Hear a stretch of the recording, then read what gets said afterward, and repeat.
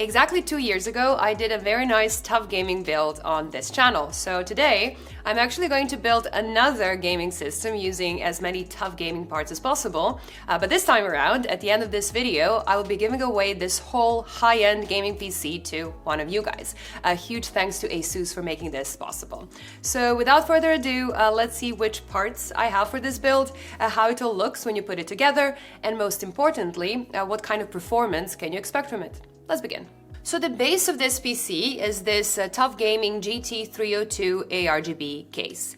It is a relatively traditional mid-tower case with a pretty strong emphasis on airflow. So it has mesh panels all around, and it comes with 4 extra thick 140mm fans pre-installed. And it is also a very well-built case, made almost completely out of metal with only a couple of small plastic details here and there. Design-wise, it looks pretty clean, and even though it reminds me of a lot of other traditional mid-tower cases on the market, it still has its own signature with the TUF details on the front panel and the top that are done quite tastefully in my opinion, plus they match the rest of the TUF products perfectly. The side panels come off easily using the same click mechanism that we've been seeing a lot lately. And on the inside, we have the 4 pre-installed fans, a nice and clean looking PSU shroud, and this cover next to the motherboard that can hide the cable grommets nicely, but you can also move it if you plan on using a bigger extended ATX motherboard for your system. And I have to say this mid-tower size is pretty great because it is big enough to fit most components you might have in mind,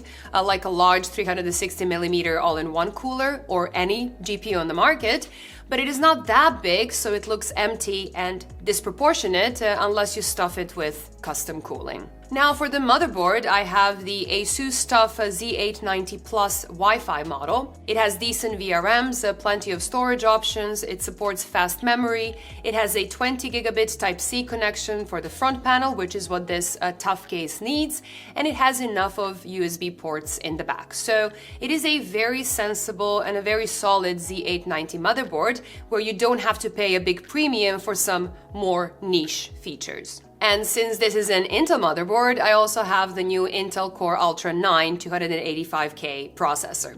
Now this CPU did have a bit of a rough launch a few weeks back, and when it comes to gaming and just gaming, there are currently better options on the market. But this 24-core processor offers a lot of raw performance, and then especially so if you need a PC that can be powerful in gaming but also in other CPU-heavy tasks. To cool it down, I have the TUF Gaming LC360 ARGB all-in-one cooler, and since ASUS does not make memory, I decided to go with these Kingston modules, and since the Core Ultra CPUs love faster memory, it is a 48GB DDR5 8400 CUDIMM set.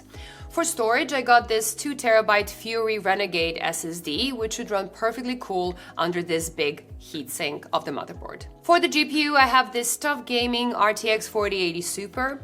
It is large, it runs really nice and quiet, and the details on it go so well with this case. Now the case itself doesn't come with a GPU holder, but this GPU does, and it is also a matching TUF holder, which goes really well with the case too. To power the whole system up, we have this 1000 watt TUF gaming model. Now normally 850 watts would be enough for this particular build, but a 1000 watt model will give you a bit more headroom for the future, and it doesn't cost that much more than the 850 watt model. And I think this whole build turned out really well. Now the TUF theme is visible in all parts, and there is enough of RGB going around, but if you don't like RGB, you can just put it to one color or completely turn it off. But let's see how this system performs. So if we look at raw CPU performance, the 285K is the fastest desktop chip that you can currently buy, beating its predecessor, the i9-14900K, just beating the 9950X, and easily beating pure gaming CPUs like the 9800 X3D. So if you do some heavier work, like a longer render for example, the time you will save will add up. This system, for example, completed a longer Blender render in just over 4 minutes, while a 265K would take about 6 minutes and a 9800 X3D closer to 8 minutes. Now, when it comes to gaming performance, an RTX 4080 Super build should do very well in 1440p and in a 4K resolution. On 1440p, everything was running smoothly.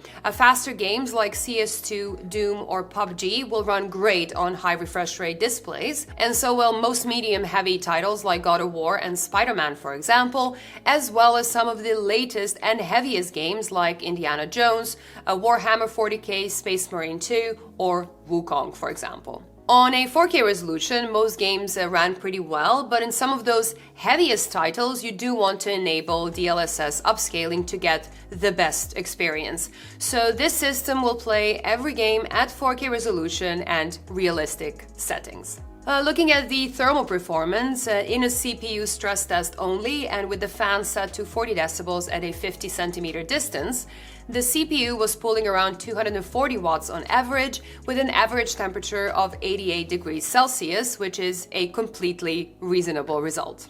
The GPU wasn't doing that much in this test, and its temps were barely above the 23 degrees Celsius ambient.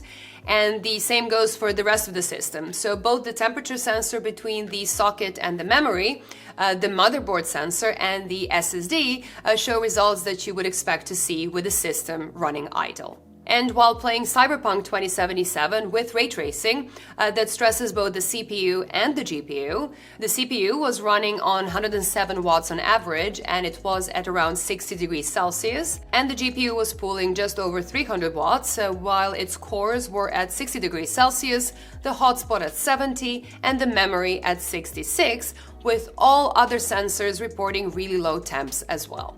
Now, my usual target for the case temperature is anything below 40 degrees, and this system is way below that. So as far as thermal performance goes, this system is doing just great, and it shouldn't have any issues, even if you decide to go for a more power-hungry GPU.